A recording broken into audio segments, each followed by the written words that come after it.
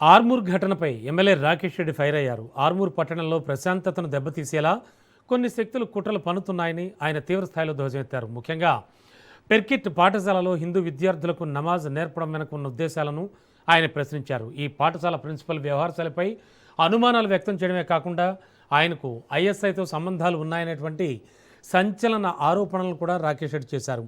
విదేశీ నిధులతో మత మార్పిడులు జరుగుతున్నాయని, దీనిపై ప్రభుత్వం సమగ్ర దర్యాప్తు జరిపించాలంటూ ఆయన డిమాండ్ చేశారు.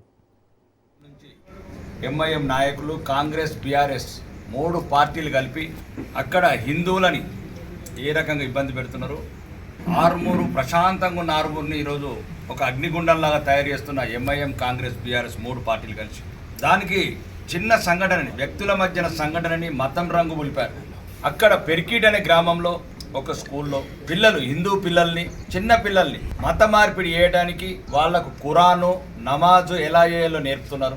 మేము ఎప్పుడైనా హిందువులం ఏదన్నా మీ మద్రాసాలకు వచ్చి, మీ మసీదులకు వచ్చి గాయత్రి మంత్రం చదవమన్నామా, లేదు హనుమాన్ చాలీసా చదవమన్నామా?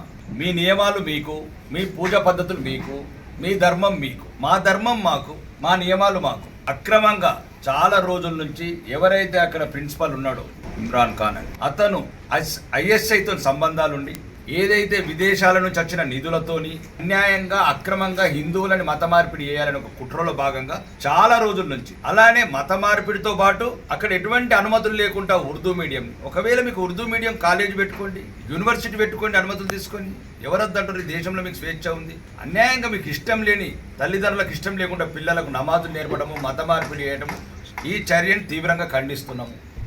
ఓకే, అక్కడ జరిగిన వ్యక్తిగత ఘటనలు, బీజేపీ నాయకుడు అక్కడ ఏదో వాళ్ళిద్దరి మధ్యన వాగ్వాదం జరిగితే అతను ఏదో రొచ్చగొట్టే మీద మాట్లాడితే ఇతనితో చిన్న చేయి చేసుకోవడం జరిగింది. దానికి నేను చెప్పాను మర్కజ్ వాళ్లకు, చిన్న చిన్న సంఘటనలు మనం కలిసి కూర్చుని పరిష్కరించుకుందాం. మీలాగా 35 లీటర్ల పెట్రోల్ పోసి తగలబెట్టేందుకు పోలేదు పిప్రిలా, లేదు కానిస్టేబుల్ ప్రమోద్ని కత్తులతో కూడలేదు, ఎక్సైజ్ కానిస్టేబుల్ అమ్మాయిని కార్లతో గుద్ది చంపలేదు. ప్రశాంతంగా ఉన్న ఆర్మూర్ని అగ్నిగుండం చేయకుండ్రి. ఇద్దరి మధ్యలో ఏదైతే జరిగిందో సంఘటన, అది ఒక మతంకు పొలబడడం, ఇది ఈ ఆర్మూర్ని ఈ రకంగా చేయడం మంచిది కాదని చెప్పడానికి ప్రయత్నంలోనే ఈరోజు హిందువుల ర్యాలీ చేయడం జరిగింది.